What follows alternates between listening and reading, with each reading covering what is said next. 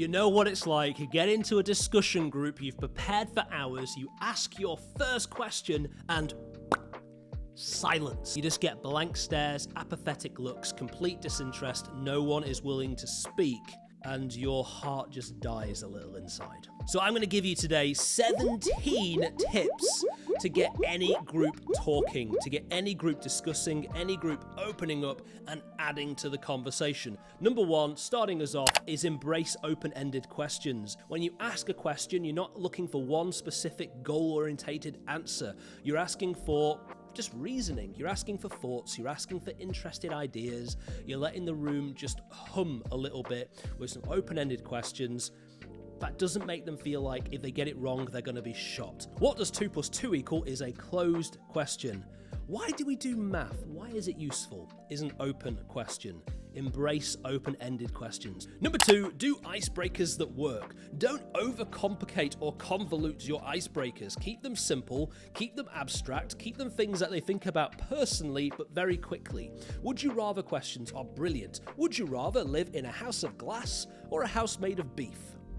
Why? Oh, who said beef? Lucy, tell us, why would you live in a house made of beef? Another icebreaker question that works is if you could make any part of your body detachable, which body part would you make detachable and why? Number 3, silent brainstorming. Broadly speaking, there are 2 types of processors, verbal or exterior processors who work all their answers out loud as they go, and then internal processors who think it through before they say anything. You want to make sure that you are encouraging those internal non-verbal processors to playtest their ideas so they feel safe sharing them. So the first step for this is making sure there are pens and paper everywhere, little piles everywhere. If you just have a table in the middle of the room or the back of the room with pens and paper on it, you say grab one if you want, that means a lot of young people are not going to get them because they don't want to walk across a group of people watching them while they do. Make sure there's one here. Great, and a pen. Brilliant. Making sure it's always there and then saying, right, the question is, why are dogs so lazy? And they have to write down some answers, some brainstormed answers to that. And you go around and say, right, everyone just give me one thing from your brainstorm. I'll give you 30 more seconds just in case you need to tidy up. Great. And you go around and pick a few people and just say, give me one thing, and they've already playtested it. You can also do this with journaling, with morning pages, with comic book making, lots of ways to allow them to process and then share. Number 4, use tech. And one of my favorite forms of tech to use in a group discussion situation is a live poll. A live poll is a question, a poll that they can interact with immediately and interact with without being verbal. Lots of ways to get people talking, and that might be through writing, it might be through using an online poll. So I use a page called Slido, slido.com. And on Slido, I can set a question like, what's the worst thing about going back to school in September? I can give them some options. It's cold. I don't have the right clothes. I'll probably have a new teacher that I don't like. And options to add their own, and you just say, right folks, get out your phones, there's a QR code on the screen, or just type in slido.com/ and then this 6-digit code. Immediately their phone will have the same question as well as on the TV or the screen behind you or on the laptop on your lap or whatever, and they'll have the same options available to them, and they just pick what they want and immediate feedback on the screen behind you. And this means you can say, wow, that's really interesting, most of you think this. Who said that?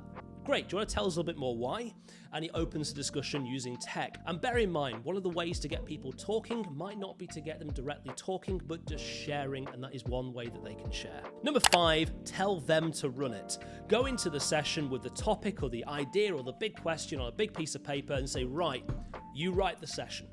You get young people either as one group or in lots of 2s and 3s or 2 or 3 small groups of 5 or 6 and say, right, can you please write a discussion for us? Write a couple of questions and we'll get the whole group to answer those questions. Number 6, control the dominator. Dominator is the person in the room who dominates, who always is the first person to say anything, often cuts across other people, often has a very loud voice, often are even right and have good answers, which is really annoying. Dominator can kill a discussion dead because no one else wants to speak because they're always speaking. So what you do with Dominator is you can use directive body language. When you ask a question, position your body away from them, make eye contact with other people. You might need to call them out by name. Darren, you've had great answers today, mate, but can you give other people a chance?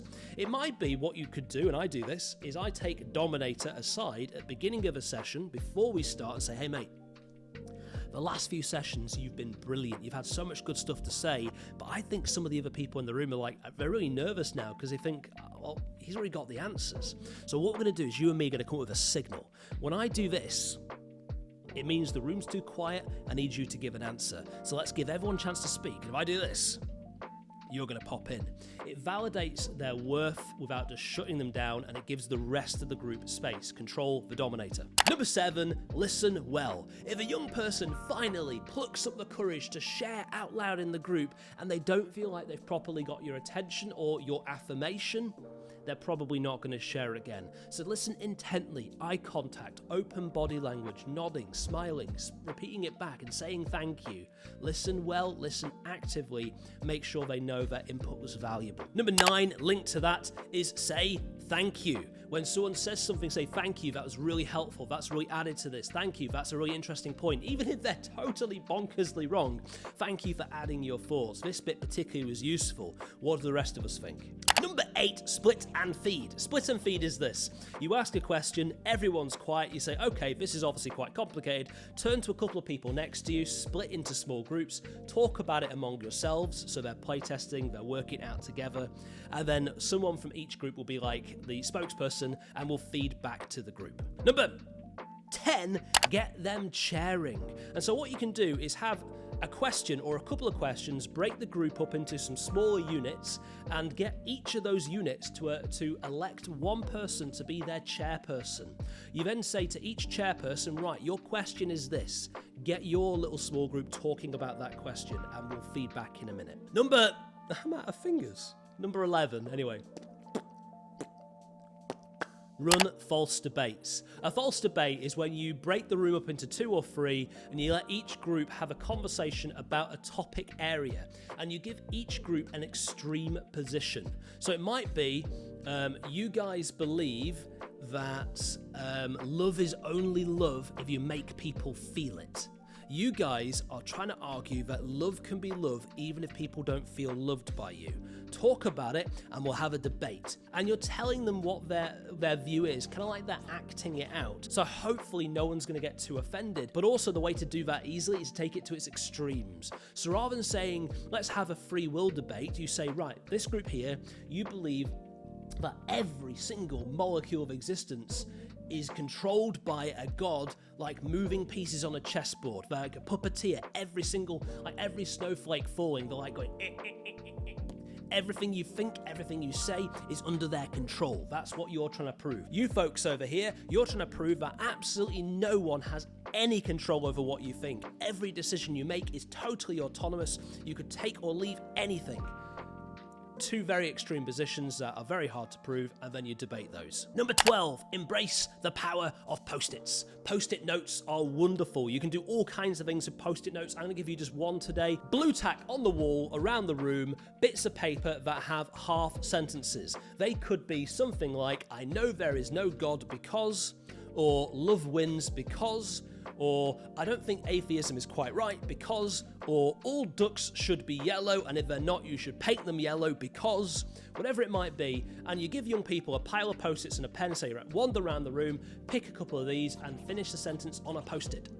And then what you do is you collect them in and you talk about them together as a group. You read some out, you ask some questions, Post-its. Number 13, don't have any other major goal other than to talk. One of the reasons our discussions are closed down so much is we've prepared too many questions and too many specific answers. This goes back to question 1, a mix of closed and open questions. But if you overplan and you need to get to a certain point, or you feel like they're just going to lose something or mistake something, you've overplanned. The goal should be getting them talking. If you're getting them talking as a group and they're learning that as a culture they need to discuss, you can do much more propositional content later. Number 14, speed dating. Yep. What you do is you get the whole room into a circle or round tables and things, and you go A, B, A, B, A, B, A, B around the whole room and say, right, A's, stand up. B's, You all need to think of a question. It could be, what's your favourite colour sock? It could be, why do you sneeze with your eyes closed? I don't know. But all the B's, you need to come up with your own question. Does anyone need an example? Great.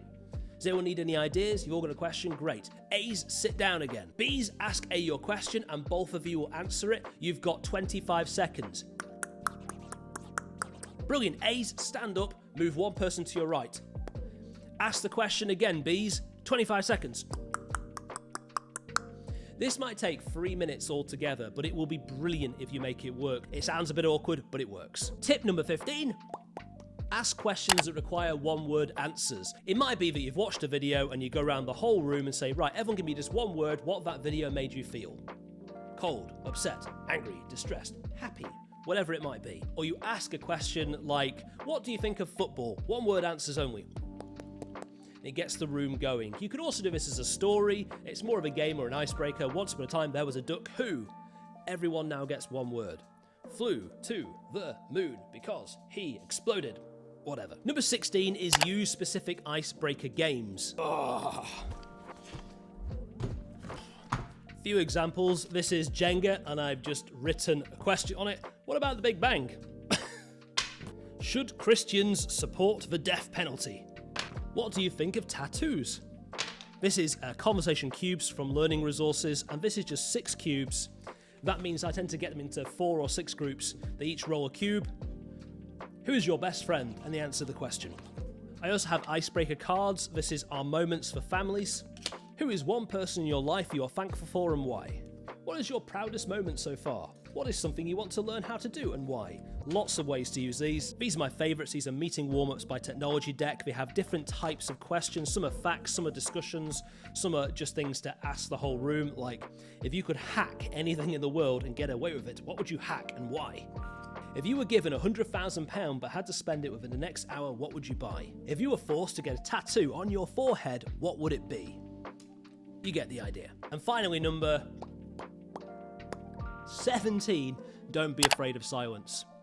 It's an odd thing to say, but if you feel awkward, likely chances they do too, and someone will likely fill it at some point. If you tried all this stuff and it still feels awkwardly silent in the room, that's okay. Don't panic when there are periods of space and silence. Lots of young people need it, lots of questions need it. Hopefully this has been helpful. 17 ways to get any group talking. Thank you.